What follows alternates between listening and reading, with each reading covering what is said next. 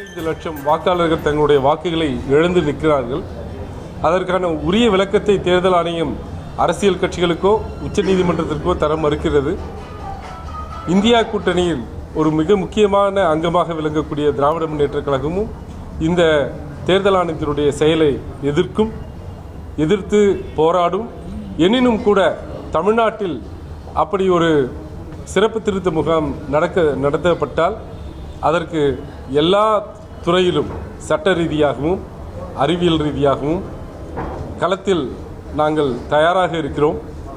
எனவே இங்கே அதுபோன்று எந்த ஓட்டுகளையும் வாக்குகளையும் நீக்காமல் பார்த்து கொள்ள வேண்டியது திராவிட முன்னேற்றக் கழகத்தினுடைய கடமை என்று நினைக்கிறோம். அதை செய்வதற்கு நாங்கள் தயாராக இருக்கிறோம்.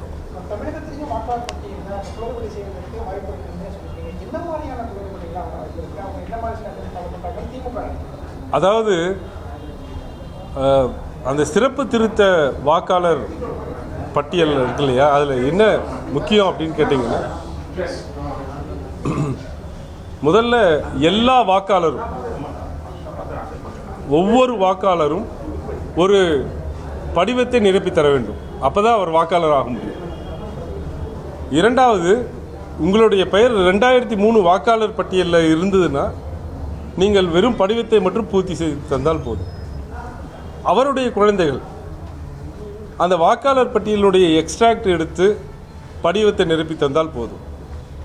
அப்படி இல்லாதவர்கள் அனைவரும் இருப்பிடச் சான்றிதழையும் பிறப்பு சான்றிதழையும் தர வேண்டும். இது எத்தனை மக்கள்கிட்ட இருக்கும், எத்தனை சாதாரண மக்கள்கிட்ட இருக்கும், அடித்தட்டு மக்கள்கிட்ட இருக்கும் அப்படிங்கிறது மிகப்பெரிய கேள்வி. 1. 2, இறந்த வாக்காளர்களை நீக்குவது, இரட்டை பதிவு கொண்ட வாக்காளர்களை நீக்குவது, இடம்பெயர்ந்த வாக்காளர்களை நீக்குவது அப்படிங்கிறது நான் ஏற்கனவே சொன்ன மாதிரி பாகநிலை அலுவலர் BLO என்று சொல்லக்கூடிய அந்த அலுவலர் தான் போய் வீடு வீடாக பார்க்க போகிறார். அவர்கள் முறையாக அந்த பணியை செய்வதில்லை என்பதுதான் இந்திய கூட்டணியுடைய மிகப்பெரிய புகார். வீடு வீடாக சென்று யார் யார் இறந்திருக்கிறார்கள், யார் யார் இரட்டை பதிவு வாக்கு வைத்திருக்கிறார்கள் என்ற எனுமரேஷன் கணக்கீடை ஒழுங்காக எடுக்குவதில்லை.